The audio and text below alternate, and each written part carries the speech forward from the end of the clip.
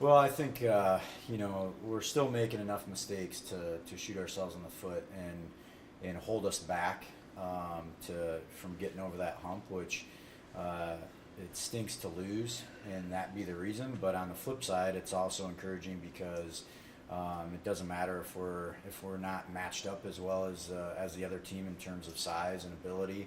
That we're out there competing and fighting, no matter who we're playing. And so when we have little mistakes that we can still correct, that gives us something as a coaching staff all week that we can focus on to try to get better, so we can continue to make these steps forward every week to fix what we can fix, and then will, obviously we kind of come across a new set of circumstances that we got to go back to and try to address those for the next week. But at the end of the day, to be honest with you, I think knowing that we have the ball and we're throwing into the end zone on the last play of the football game and have an opportunity to tie that game up, that's where we need to be. We don't want to win the game in the first play. We want to be in position in the fourth quarter, and that's where we are. And now we just got to keep working on being better at how we get to it. How frustrating have these last two games been? You've been right there, had, like you said, a chance to win both of them, but yet too many mistakes. How frustrating is that for a team that really wants to establish itself as we're the new Minot State? Well, I mean, it is frustrating because like I've told you many times, I want to win. I enjoy winning and I hate losing. But by the same token, we're also with all the change that we're undergoing. It's hard to truly expect a team that's won 5 games in 3 years to be able to just say, hey, every close game we should know how to win.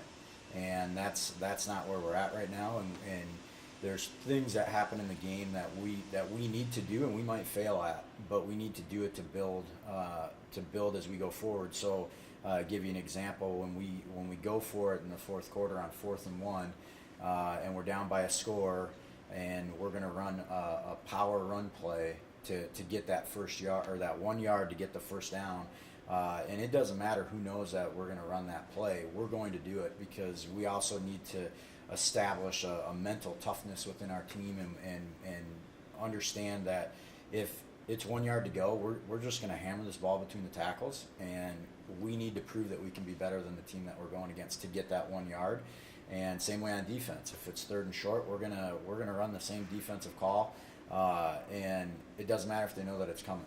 We've got to be able to understand that ownership is on us to be able to do that, and not be able to say, well, we could have spread it out and thrown the ball here, or we could have played it safe. We would have been in better position here.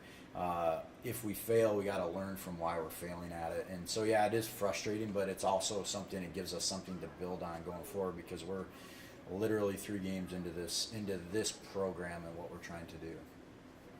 Where do you start in order to contain a Minot State offense that has been putting up 30 and 40 points a game so far this year?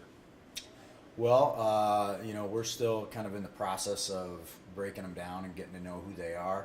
I think we're not really concerned about containing a certain amount of yards and a certain amount of players. I think for us, we're still going back to, like I said a couple of weeks, we still got to play ourselves. I mean, we still got to do our jobs right, not cheat what what each guy's individual job is. We can't cheat it just to try to win.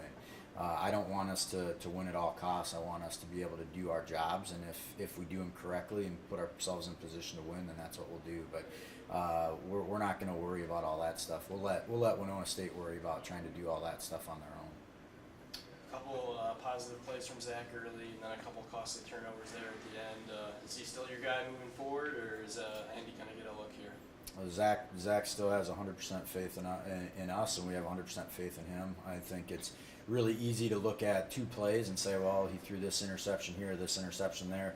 We wouldn't have been in position to throw the ball into the end zone if it wasn't for Zach. So we're not, just because he throws it there with 1 second left, and it was a tough interception. They made it, but we're not gonna throw him to the wolves just because of 1 bad pass. How about, coach, from the defensive standpoint? I know you're a defensive coach. The yardage, the rushing yardage, was that a little bit of a concern? The yards you gave up this past week. Well, I mean, obviously we don't want to give up a lot of rushing yards. I mean, I think I've said it many times, we got to be able to stop the run to win. We didn't stop the run and we didn't win. I mean, that's pretty apparent. For us, we made enough mistakes. You know, when you play an offense like that throws screens here and runs here, and they try to get you outnumbered, and they go as fast as they can. We had 92 reps on the field. It gets our guys their heads spinning a little bit. And what we needed to take some time for them to understand is, if that team's going to throw, you know, the bubble screens to the boundary and they're going to get us outmanned and outnumbered, they can have bubble screens for 6 yards. I don't care. That's fine. That's good for them. Our kids need to know that they can't get frustrated by that. I mean, if we're in cover 3, we're giving them 5 yards to the flats anyways. So if they find it, then they can have it, and we'll rally up and make a good tackle, which we did. It was once we started to have some guys feel like I gotta press out to that pass. Now I lose myself on my fit on the run. That was what was happening, and so that's something that we definitely addressed yesterday on it. I mean, there's no excuses for it, and we still want to be better at it. The good thing is when we play a team like Southwest that lives on big plays, they had 2 big plays or 2 big runs, a 25-yard run and a 20-yard run, and that was it. They didn't hit their patented trick play. I mean, they tried it twice and couldn't hit it, so that was good. We contained it. That was really the thought process going in defensively, is let's just contain the big play. We know they're going to run plays. They've been one of the top teams in the nation in first downs for a reason for the last 4 years. So we knew they were going to get yards. We just wanted to keep them contained and make them have to nickel and dime until they, as offensive play callers, get a little antsy and say, this is too boring. I need to do something flashy. And then when they do and they don't have success, then it puts them into a negative situation, gives us opportunity. How about this weekend now?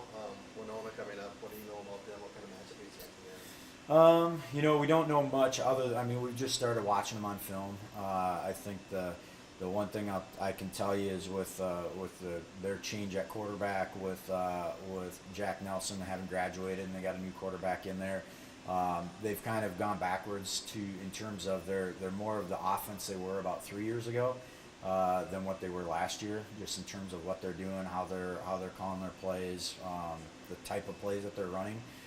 So the good thing is, for me, it's a familiarity thing. Doesn't necessarily mean that stops them just because I'm familiar with how they do things, but it's kind of the old Winona that I'm kind of used to, seeing on what they do offensively. Defensively, high pressure. They run out of a 3-4. They're going to run a lot of blitzes, try to force offenses into making mistakes and doing things like that. So, I mean, we've got a whole new set of situations that we're going to have to deal with. I mean, this Winona is a really good team. I mean, they're probably one of the hottest teams right now in the league in terms of success and things like that. So we're excited for them to take their trip up here to Minot. I mean, it's about a 10-hour drive for them, and have the opportunity to play them and see where we stand when we compare ourselves to them.